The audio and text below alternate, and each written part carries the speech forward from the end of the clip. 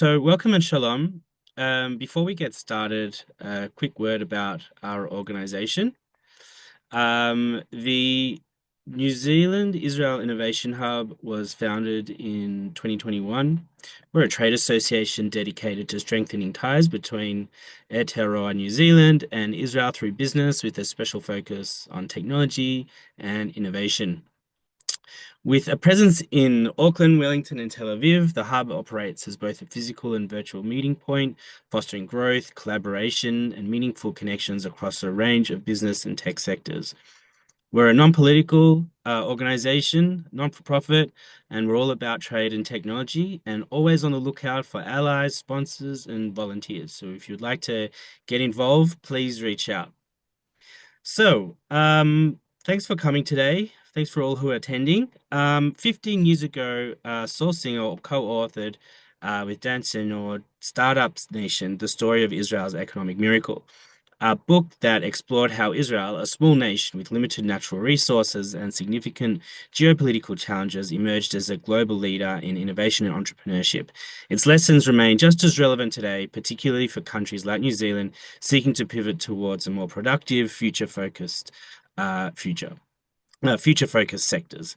He has recently published his follow-up book, The Genius of Israel: The Surprising Resilience of a Divided Nation in a Turbulent World, and especially relevant work for New Zealand's tech leaders and policy developers. In this exclusive webinar, unique webinar, I would say, I don't think Saul has spoken to a New Zealand audience before, but Saul will share his perspectives on what fuels the Israel startup ecosystem, the cultural and structural drivers of innovation, lessons for nations like New Zealand in building a thriving tech economy, reflections on the startup nation's impact 15 years on since its publication, and insights from his new book. We have also Ben Weiss joining us and contributing to the discussion. Ben is a successful Kiwi venture capitalist now living in Tel Aviv and friend of our organization. Our moderator today is Jeremy Unger, who is a senior trade officer at the Israel Trade and Economic Commission in Sydney. Okay, so I'd like to thank the Trade and Economic Commission in Sydney and the Embassy of Israel in Wellington, our volunteers, Chad, co-host, and of course our speakers today and moderator. So take it away, Jeremy. Keen to get this show on the road. Thanks, Josh, and a hello, kia ora, and shalom to our audience and the speakers. On behalf of the Israel Trade and Economic Commission based in Australia, I should note we're also responsible for New Zealand and wider Australasia.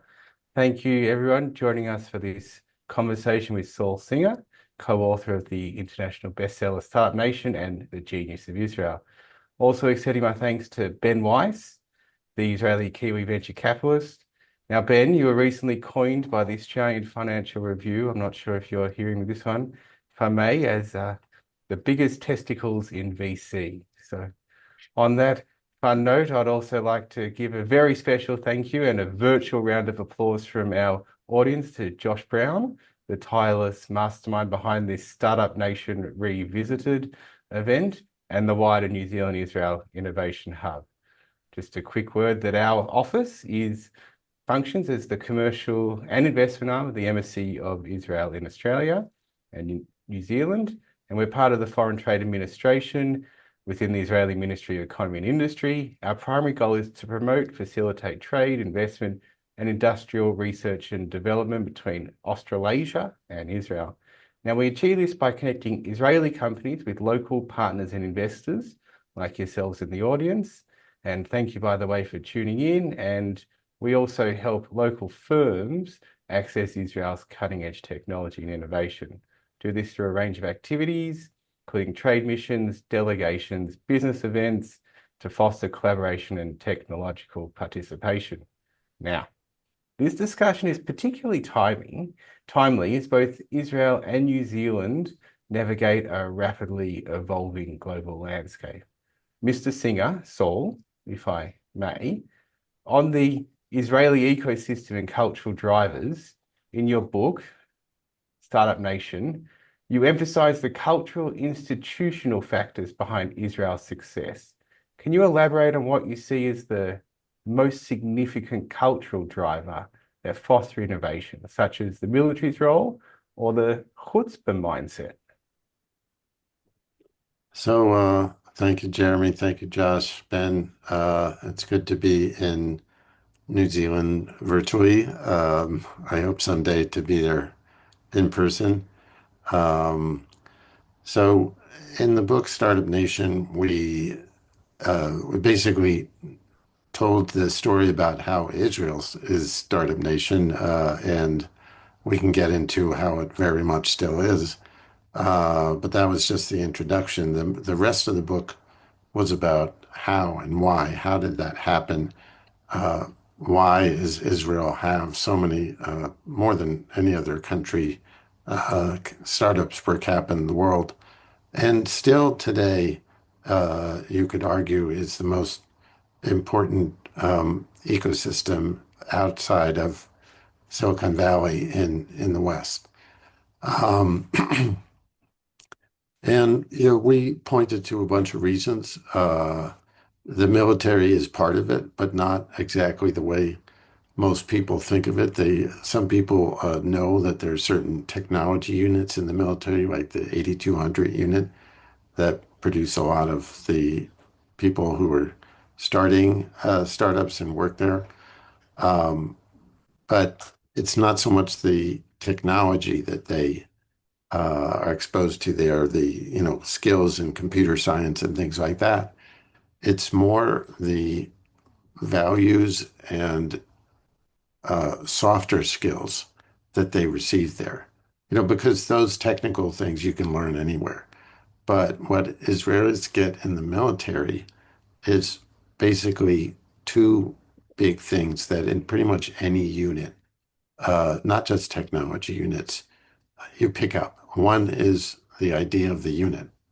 Uh, that is, you do everything as teams, that one person can't do anything by themselves. And perhaps before that, and more importantly, you get the idea of the mission, which is something that has to be done. That's not a question of whether you accomplish it, but how and when. And this kind of, you look at Israeli startups, you'll see they're very mission oriented and know how to work together. And um, in fact, a startup is just a mission, and you break it down into smaller missions in order to build it. And that's what Israelis are good at. And we also talk about that Israel is a country of immigrants. Immigrants are natural entrepreneurs. They had basically the two ingredients you need to be an entrepreneur, which is a lot of drive and determination and a willingness to take risk. Um, and that's what immigrants have. They were able to pick themselves up and go somewhere else. That takes a lot of drive, and they were willing to take a risk. And so you see actually that many entrepreneurs from many countries often tend to be outside their country and are immigrants. And the immigrants who came in to uh, to just about any country often tend to be the entrepreneurs.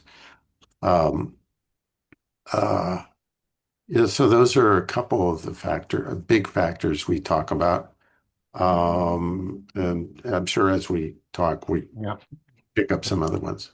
Yeah, I'll say, Ben, you can jump in when you feel like you've got something to add there to the conversation. But since you wrote the book, have you found that the principles, the core principles have stayed the same, or have they evolved? Like Ben Gurion's melting pot for the army, has that evolved in the last 15 years?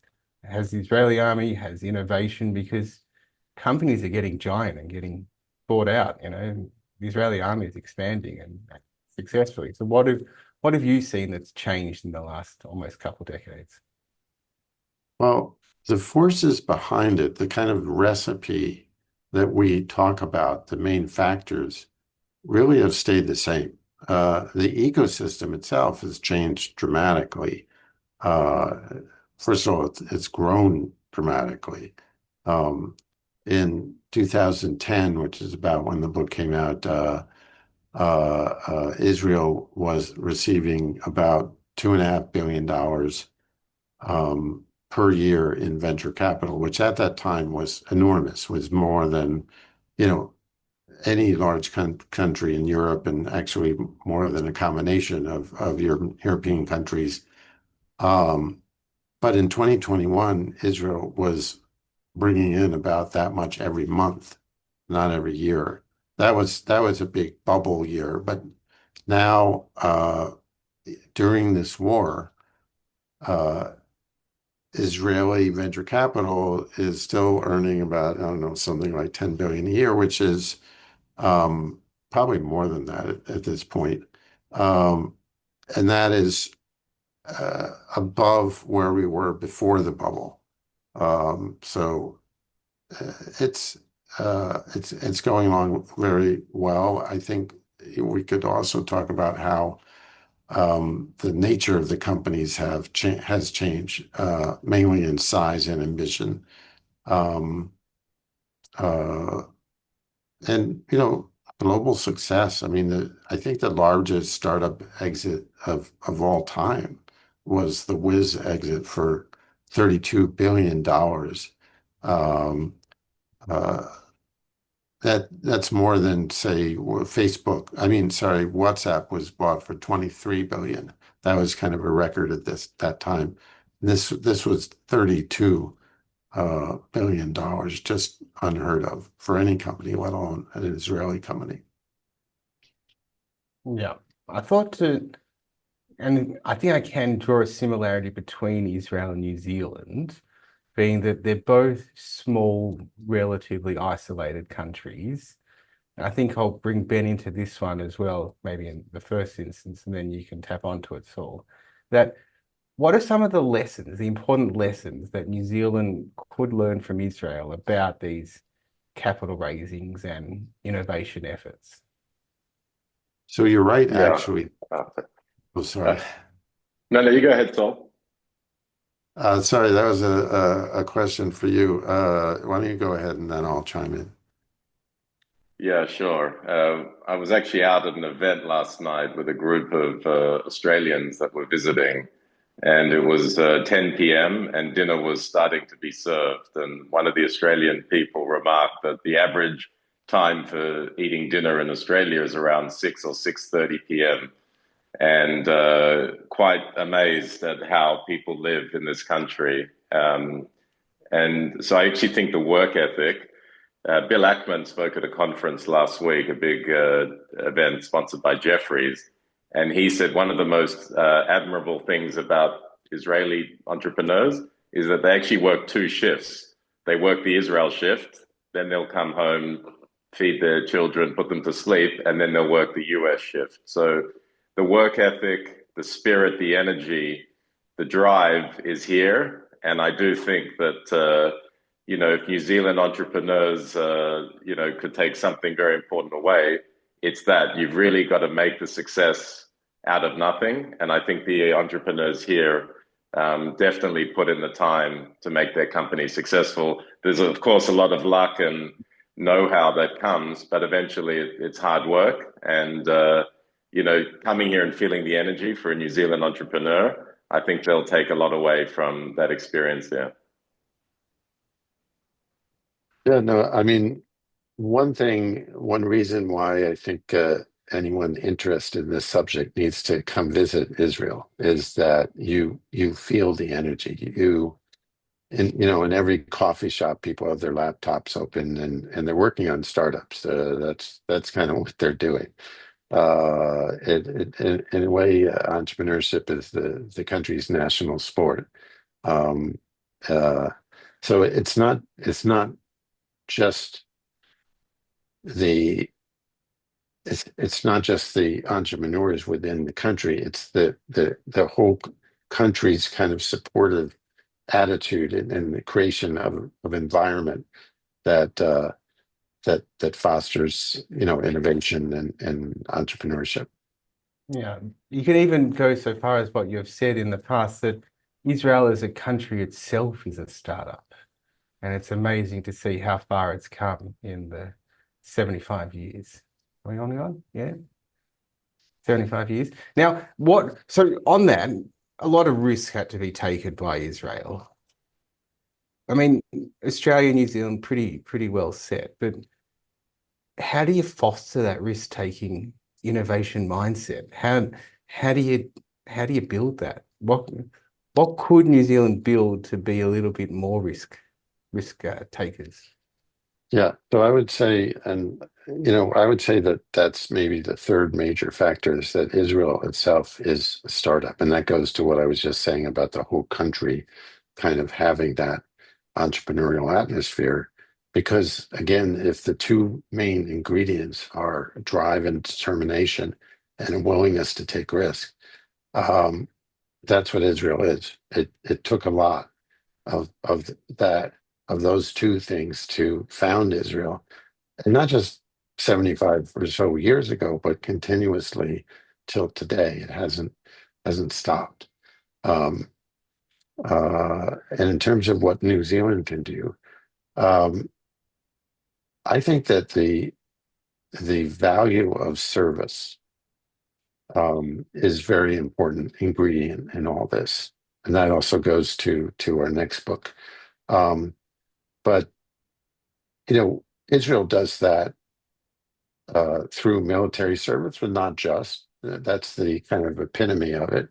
But the word service can be attached to other words. It doesn't have to be military service. It can be national service of some kind, uh, either organized by the government or just organized privately. And um, I think the reason why service is so important in entrepreneurship is kind of a paradox because um, on the one hand, Israelis are very ambitious.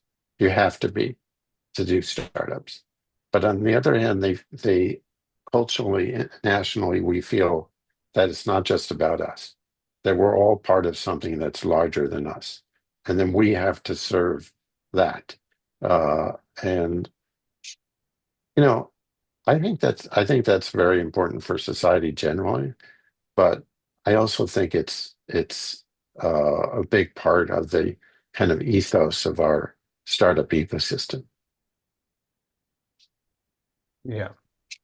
Ben, do you have a comment on that one, or should I move on to the next question? I just maybe to relate it with one specific recent example. So during the past 2 years, and Saul and anyone that's been living or visiting Israel would know that the GPS has been down at different points in Israel. So you start navigating on the road, and all of a sudden, the GPS monitors pointing you to Riyadh or Cairo, and that's because of war games going on in the north and the south.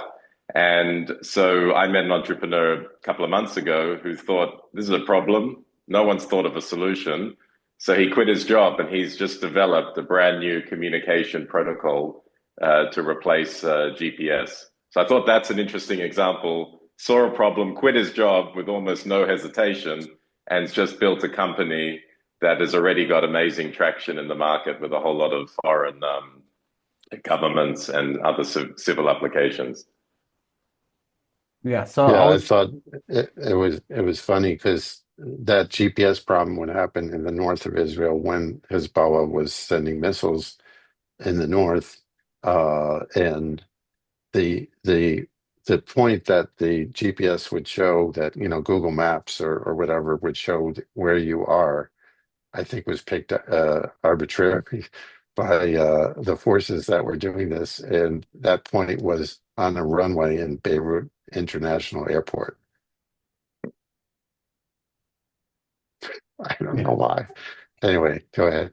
No, you touched on one point, Sol, and Ben touched on one point, but I'm going to go to Ben's point because we talked about this technology, and your new book talks about the genius of Israel and resilience. And New Zealand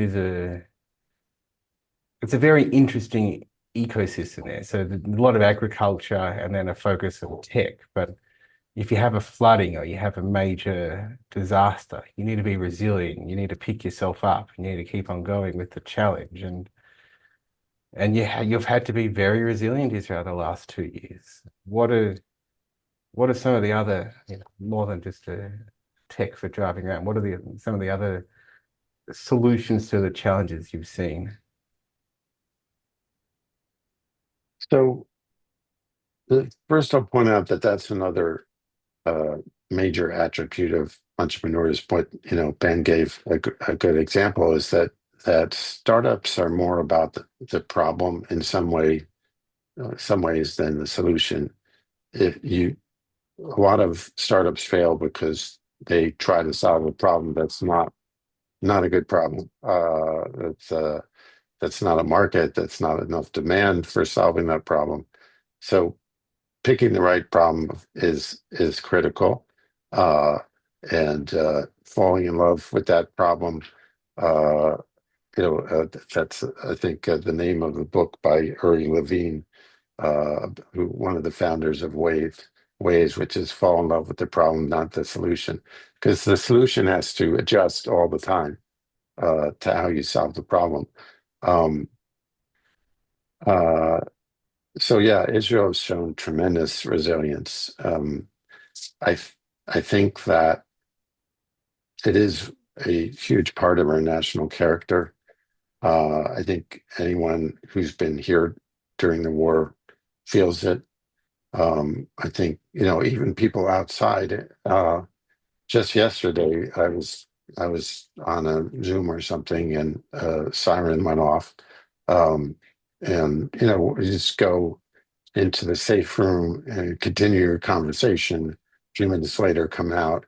You don't even miss a beat. And that's true. That's been true in Startup Nation. We write about it for 75 years.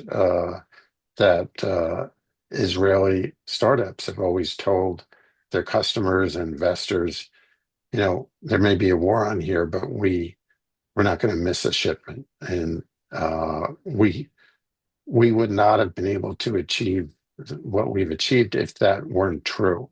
It is true, and that's Israeli resilience.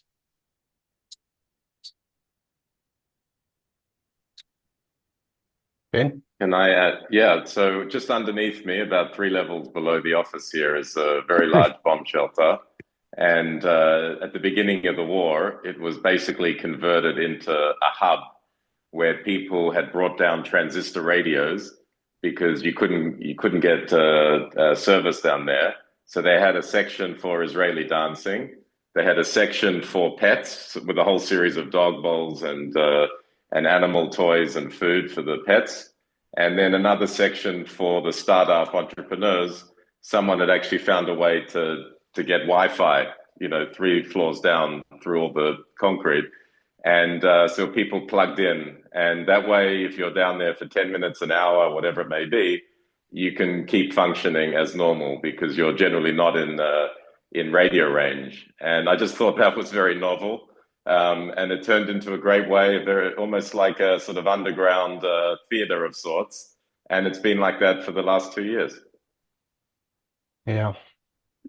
You talk about that and everyone coming together in a public space. We can't really imagine it. I know we've had a conversation here in our office about what it's like in Israel, but until you've lived it and experienced it, you really can't understand how you can go to a bomb shelter, come out and resume your normal life, but sharing bomb shelters as well. And I know, so you talk about in the Genius of Israel, social cohesion and how you really don't have a choice but to work together. I know in New Zealand, it is encouraging migration and people to come into New Zealand, and it's easy for people to get there. I know at least a lot easier than coming to Australia. And I think there are some lessons to be learned about working with Israel and how you have taken in all in, the ones who are able to build businesses, given them runways. What more can you share about that in reference to your book?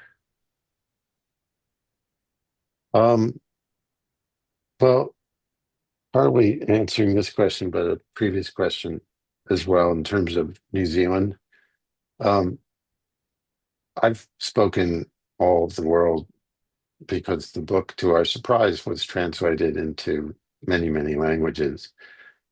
And everywhere I go, people say, well, here we don't like to take risks.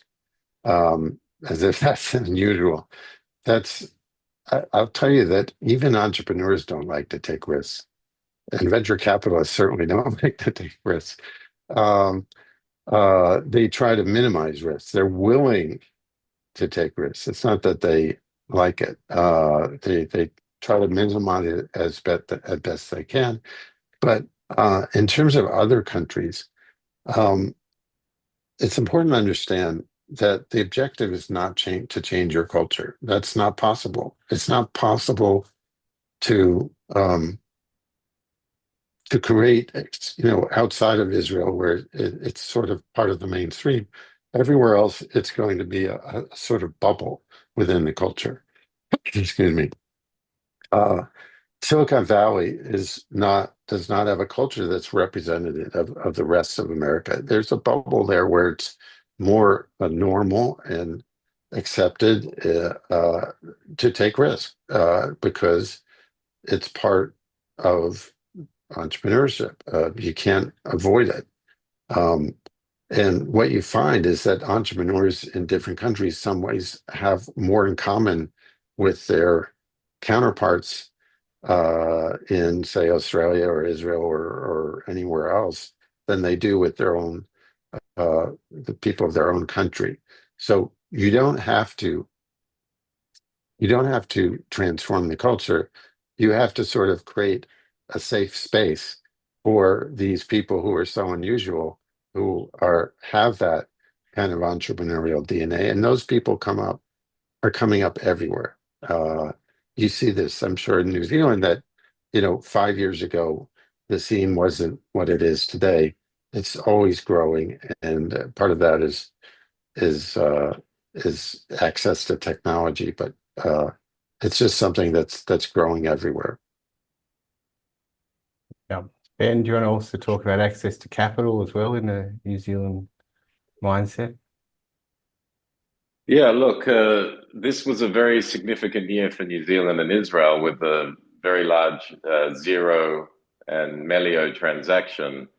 And I was at this event last week, and we had very large US corporates in attendance and wealthy hedge fund people. And I asked one of the conference organizers, did you reach out to the CEO of Zero and Melio maybe to come and talk about how this deal was hatched during the war? And he said, no, we actually didn't give that much thought. But during this year, that transaction will probably be in the top 5 deals in Israel. And yet it sort of goes relatively unnoticed by the wider community here and abroad.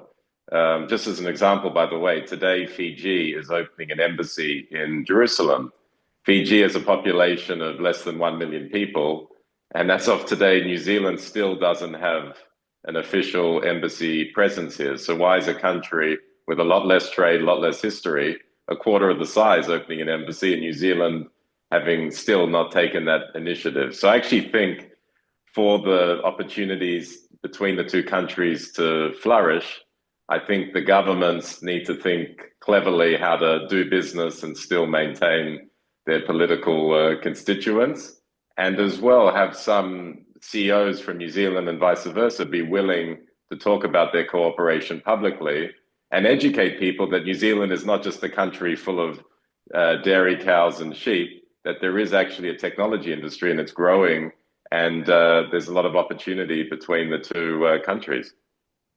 There is, and we do see it, and not just dairy, agriculture, alt proteins, and just various general tech and investments. But we do have a question from the audience, and I'm going to encourage others from the audience to submit questions too, because this can be more of a conversation. But without going too hard into the politics of New Zealand and Israel and who says what and sanctions. But we have from Peter a question that the Prime Minister Benjamin Netanyahu has suggested Israel might need to brace for a future of economic isolation. Now he's talking about a super Sparta being just for Sparta, just for Israel of the Middle East. Saul is asking, what is the implication of this mindset or potential for the startup nation? So I don't know why he put it that way. I don't think that was a very good way to put it because what he was referring to, if you watch the, the speech, is that there are various boycotts that have come up.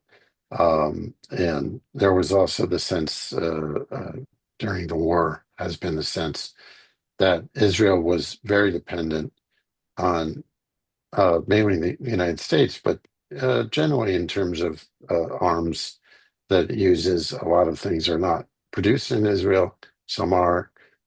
So there was a sense that we shouldn't be vulnerable to being cut off, and we have to produce more of this stuff in Israel. I think that's what he's referring to, but and it's also true that in terms of the innovation ecosystem, that Israeli defense tech has just uh, exploded, to, to use the word. Um, is defense tech in general has grown across the innovation world. Unfortunately, in some ways, um, and Israel is going to be already is a huge part of that. But you know, the the word Sparta does imply both kind of isolation and only military orientation. That's just not true. And it's not going to be true going forward. So I think that's why that terminology, I'm not sure why he used it. I don't think it was a good idea. Yeah, Ben, are you across this as well? Yeah, it's having an impact already, financially, reputationally for Israelis that travel. Some of them think twice about announcing where they're from at the moment. And just one live example, I met the a CEO of a very prominent defense tech company, and I asked him last week, "Are you having issues with European customers?" He said, "Ben, I won't lie to you, we are." But basically, they're telling me, look, we want to keep buying from you, but can you do the assembly in Poland or some other location? Because we can't live without your technology, but we also want to be able to comply with any mandates that are, being passed. So that'll naturally lead to some revenue loss. You know, job creation will go to Poland instead of Israel. So it won't have a zero effect, but there still will be business between all these countries. But it will become a self-fulfilling prophecy if we're not careful, that we will become more isolated by these type of comments. We see things like this in our office with international trade. That does lead us to this next question, which is New Zealand needs smarter water management, for instance, and Israel is a country complete opposite. New Zealand has no water, whereas New Zealand has too much water, but you still need to manage it wisely and understand how to best utilize it, when to turn on, when to turn off, and water is life. So how would, and I know I can answer this as a trade office, but in your minds first, how do we cut through the noise and activism and actually, as a New Zealand business owner, how would I engage in Israel? And I could say, come to our office and we'll provide you a showcase. But what would you say if a New Zealand water management company, a water company or farm that needs water tech wanted to come to Israel? Where would you take them? And what would be your key takeaways for that? Yeah, well, there's one kind of logistical informational thing that you can start with is there's a website called Startup Nation Central that has this thing called the Finder where you can look up an inventory of all the startups, all the venture funds, all the accelerators, by technology and that kind of thing, and the trade officers, Israel trade officers like you, Jeremy, are a big help. But mainly you have to come visit, and everybody knows everybody. It's not that hard to find great companies. And also in terms of the question of how do you build your ecosystem, I think that startups should be a team sport. if you go to Silicon Valley, you'll see it's very, very international in companies there. Of course, we know, the Indian immigrants are, very, very prominent in Silicon Valley. But from all over the world, including a lot of Israeli.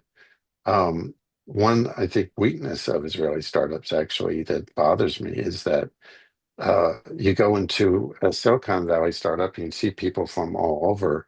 In Israel, they tend to be from the same unit, military unit, which is a strength and a weakness because I believe that different people from different countries have different cultures and different strengths. Just to be successful as a startup, nobody's good at everything. It's all about the team. You assemble a team that has this combination of compatibility, of be able to work together, and yet very different skills. And that's a strong team. So we should do this across countries. Um, there should be startups that are co-founded by Kiwis and Israelis. Uh, why shouldn't that happen? I mean, that would strengthen the relations between both countries, and I believe actually would be a stronger startup. And the only way for that to happen is for people to meet each other. There's kind of like a highway between here and Silicon Valley. If we want to do something with the US, we know who to call. They know who to call here. And that happens over time with a lot of human connection. And so I think it's very important to build that connection between countries for the benefit of both. Yeah. I'll jump in here and bring Ben in, which brings and ties in our next question, which is about where's the money flowing at the moment in Israel? So if you want to do a startup between New Zealand and Israel, consider both countries what they're good at and where the funding's going. What would you advise as to be a smart move? Yeah, it's sort of a pity for New Zealand right now because most of the money flow is going into cybersecurity and AI and deep tech and industries where, New Zealand are very strong and flourishing, ag tech and food tech or health tech. Unfortunately, most investors are shying away from those industries just at the moment. So those entrepreneurs are having a much tougher time to raise money because the time to market for these companies generally is a lot longer than building a piece of software that you could launch 6 to 12 months from now. And so that's a real challenge. Israel, is amazingly flourishing despite the war, but you do see the flow of money from places like China or the Middle East slowly drying up. And there's a heavy reliance on the United States for inbound capital. And I suppose for a country like New Zealand that doesn't have any of these issues right now, it may be easier to position, a combined company as a New Zealand company with Israeli know-how, and then that might prevent investment into a company would go away just at the moment. Presenting as a New Zealander rather than an Israeli company, sadly today, would reflect better in the minds of investors.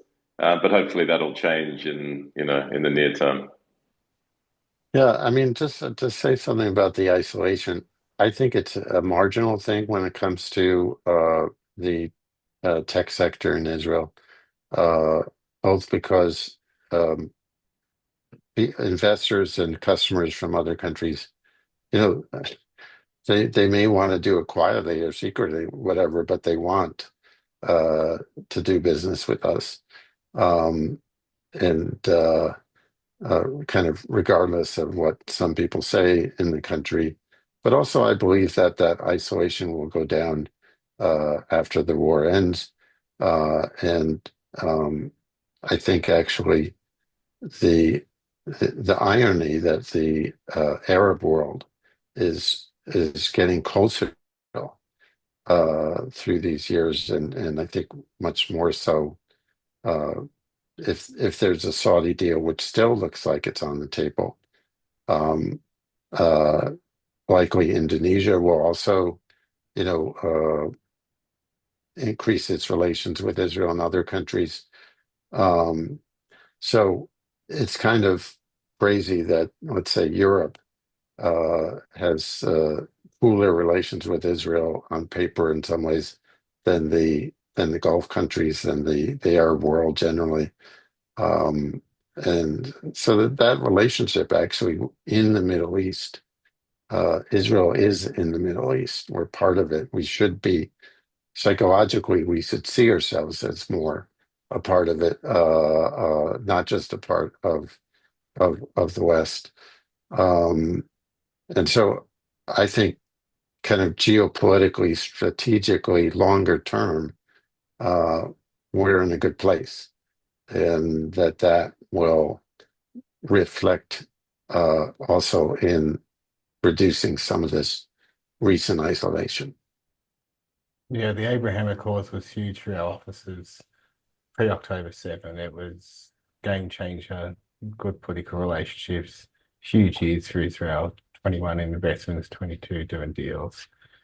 Yeah, and that does lead us to this question that's come in from Auckland Council about the Soviets coming into Israel from a non-free market country and about how many numbers came, 100,000 engineers, 15,000 PhDs. And while Josh did put the link to the Startup Nation Central Finder in the chat, I think you should also put the link to both of your books, Saul, because he's saying, how do they contribute, these Soviets coming over, to the startup revolution? And I'm sure if you can read both of your books, you'll get a good answer. But coming from the man himself, what would you say to how they did actually contribute to this revolution? Yeah, no, there was a tremendous influx of human capital. It was a million immigrants from the former Soviet Union over 10 years. And a lot of them were engineers and doctors and scientists and so on. So yes, it was very important. Um, and in general, as I said before, immigration has been very important. I also think that we should be much more open to entrepreneurs from every country, whether they're Jewish or not, to come work here, to come start companies here with Israelis. Um, that's something we need to learn how to do more, I think. Yeah. And you Jeremy, yeah, one interesting point on that. So, of course, it was like a shot in the arm, right, for any country to have that level of immigration and human capital that could make an immediate contribution.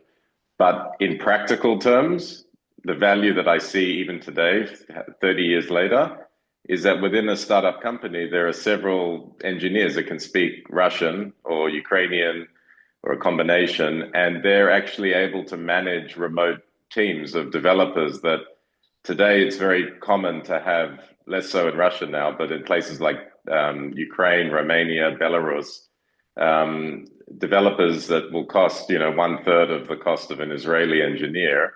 And if you've got a common language, it makes it much easier to manage and integrate that team into the company. So even something like that gives Israeli companies a sort of unfair advantage because of the ability to communicate at least one or two people in the team with some of these foreign development officers.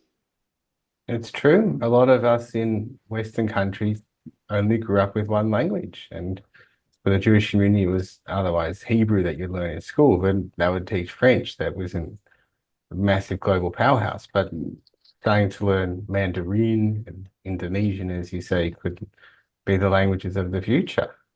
So I was going to ask you, Saul, about the Startup Nation because we're revisiting it in this webinar, and about I know it's maybe not personal, but did you find anything, any feedback that was surprising or profound that you could share with us from the book? Is there a tidbit of information that really struck a nerve with someone that changed something for them for the better? Yeah, as I said before, I mean, when we wrote this book, we thought that it would be of interest to people who were interested in Israel. and that's pretty much it to Jews and other people who follow Israel. Um, and we were very surprised that it became such an international hit because now we understand that what happened was that every country wanted to be startup nation. Every country wanted to build its ecosystem. And so many countries wanted to know how Israel did it. Um, uh, that was a surprise to us, and also, frankly, I would say we were expecting more pushback from, let's say the press that's hostile to Israel, or in other countries that aren't always friendly even before this. Let's say, certain orders in Europe and so on.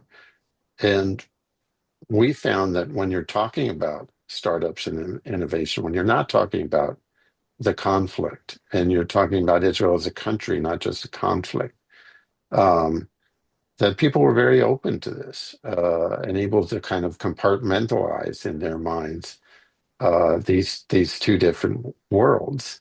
And that was a pleasant surprise also.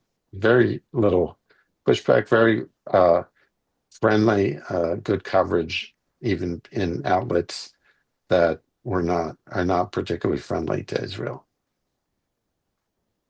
Yeah, I can imagine it would have been putting yourself out there, but then just the amazing feedback that you got from it would have, they say mind blowing, I guess would be the word. But now the genius of Israel, the next book. What, as a political leader from a foreign country, would you hope that they can take away from it? So,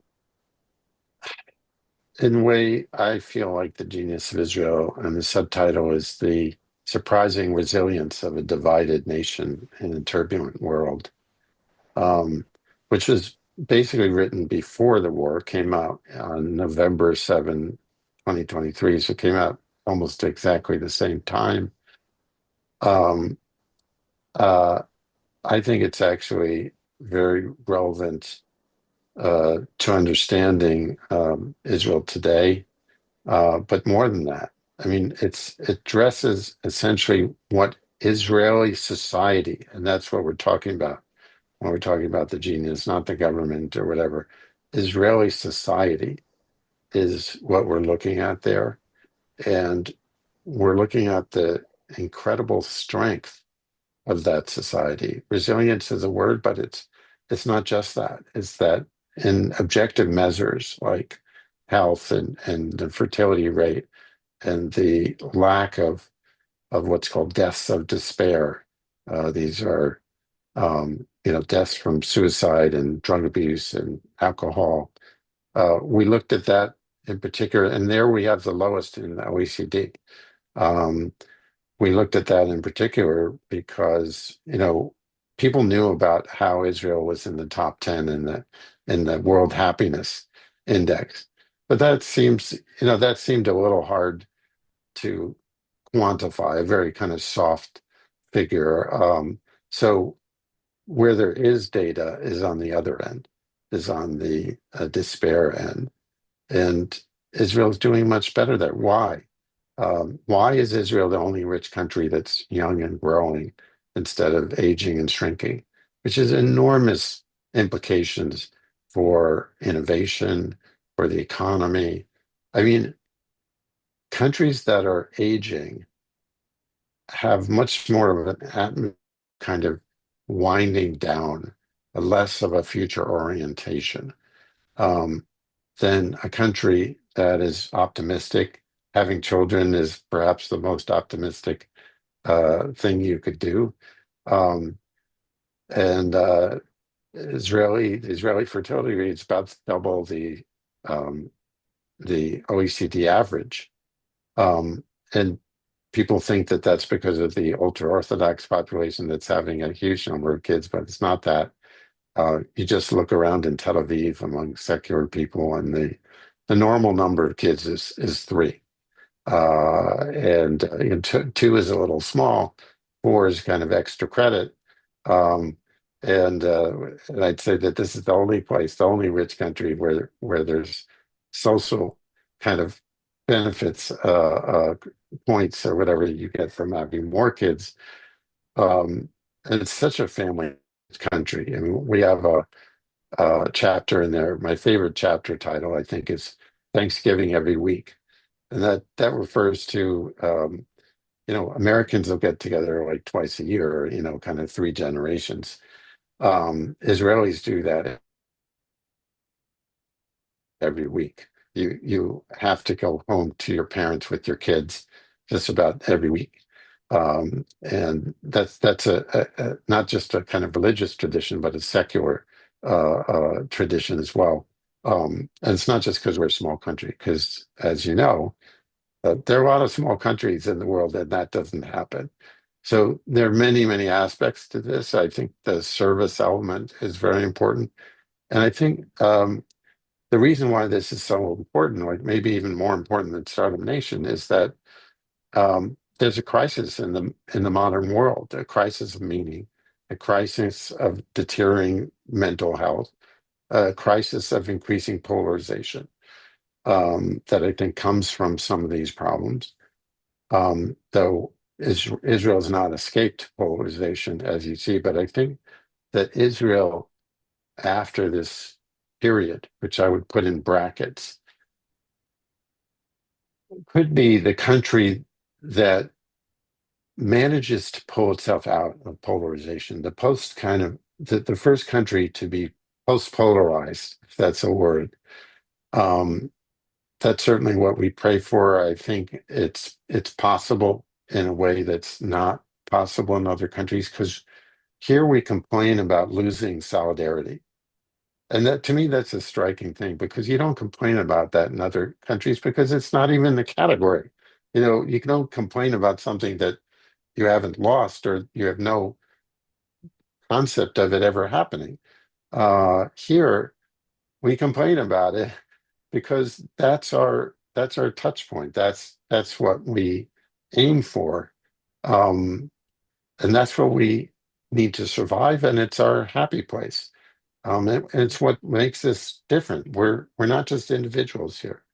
There's a quote that we have in the book, which is from the conversation between Paul Johnson, the historian who wrote a book called The History of the Jews, and Jonathan Sachs, the famous rabbi. Um, and he asked Paul Johnson, "So what did you take away from writing this big history?" And Johnson said that there are individualistic cultures, let's say like the United States, and then there are more collectivist cultures like the East. What's unusual about the Jews is that they have managed to combine individualism with community, with society. And I think Israel doubled down on that. And I think that's what other countries can learn from Israel, is that you need to find ways to build a sense of community, a sense of that individualism is that there's something to balance it. It's not just going up and up. And that really, I think, in a way, is the big secret of Israeli society in it, and that it's managed to stay this way through as even while becoming more, wealthy and modern all the time is an incredible thing. Yeah, you're making me smile here. So let me just ask Ben a quick question to follow up to that, and we'll come to our last one from Micha, I think, for time. But Ben, do you like it in Israel? Yeah, this has been home for 12 years, and maybe I'll make Saul blush here a little bit, but I read his book while I was holidaying in Bali, and that was very inspirational and a big reason why I chose to leave Asia and move to Israel. And I can't remember how many books I've actually purchased, but I gave it out to many of my early investors, including business people from Indonesia. And in around 2014, I pitched SoftBank to encourage them to open up their Israel activity. and I left a copy of Saul's book on the table for the four partners, and within a short time, they agreed to allow me to open up their Israel activity. And I think the main reason for that is that the book itself, the concepts underlying the book, are about the sustainable advantages, the pillars of Israel that make the ecosystem sustainable over the medium to long term. You know, there's plenty of Wall Street Journal articles that talk about the successes, but people are more likely to invest here if they feel that it's not a fleeting thing. It's not a trending thing, that actually this is an ecosystem that will sustain itself for, you know, generations to come. And that book was a really important tool for big corporations to really think strategically about, do they want to set up here? So credit to Saul. And just one more point I'll raise is, before SoftBank decided to invest here, they made it clear that their mandate was limited to Asia investing. So I managed to convince them that Israel is part of Asia. Today, Israel participates in Eurovision. They play in the European Soccer Championships. Often people look at Israel as a mini Silicon Valley. This afternoon, I'm attending an event to commemorate the Australia and New Zealand horsemen that battled up in the north of Israel. They're putting a plaque in place. So there's a connection that people all around the world can have with Israel, and Israel can be whatever it wants to be and position itself in a very unique way that almost no other country has, in my view. And the other main reason I enjoy being here is it's the center of the world. What happens here shapes the narrative of today and tomorrow's conversation. So it's a very, very exciting place to be at this point in my life. Yeah, there's a poignant cartoon that I keep on thinking about. It's just activists everywhere saying, and then the Israelis are saying, "Why are you so obsessed with me?" There's just something about Israel. But speaking on a couple of points that you both brought up, and it has resonated, and now moving to the future of Israel business and trade, and taking into Micha's comment, is the future away from OECD for Israel, looking to China and India? Is that a good place to do business? Are you going to see that as a trend, or do you think it's more about Abraham Accords consolidating that first? Where are we going as an Israeli country? Yeah, so I hope so. Another thing that I've thought of as a kind of weakness or something that should be changed about the Israeli attitude is that our go-to-market seems to be always the U.S. It's just assumption that we're going to the U.S. and it shouldn't be that way. We're outside of the U.S. Why are we going always to compete with American companies in the U.S.? We have an advantage outside the U.S. that they don't, which is we're in the world, and and the world is a lot bigger than the United States. And I think we should be innovating, as I said before, with people from other countries. And often this is my message: don't try to do things like Israel, do things with Israel. That's a much easier, more powerful proposition, because we're all different, and that's an advantage. A lot of countries dovetail very nicely with Israel because we're good at startups and not as good at building larger companies. And other countries are good at larger companies and not so good at startups. So let's combine forces. I'm a big believer in that. And I do hope that Israel doesn't always automatically look to the US and starts looking everywhere else. South America, Africa, Asia, not so-called traditional markets. Ben, final thoughts? Yeah, I would agree. I mean, this big deal that was announced a couple of months back with New Zealand and Israel, these two companies, I think that could be a spark A year ago, I sold one of my companies to an Australian company out of Brisbane, and they now have an R&D center here, about 35 people. So there are other sparks as well for the region. And Israel, they're not heavily marketed, unfortunately, maybe because of the current positioning of Israel in the world. So, let's fast forward, get this war ended and let peace flourish. And obviously trade and tourism, business and other tourism will come back. And with these success stories over the last couple of years, I think it'll give other business people encouragement that they can do business here and make money and be successful. So, but the war needs to end, and hopefully that will happen soon enough. And we all know where to turn when it's time to do business between New Zealand and Israel. So I say, Josh Brown, thank you very much for putting this Yeah. all together. Special virtual again, round of applause for Ben Weiss and Saul Singer here. And please check the chat and buy the books.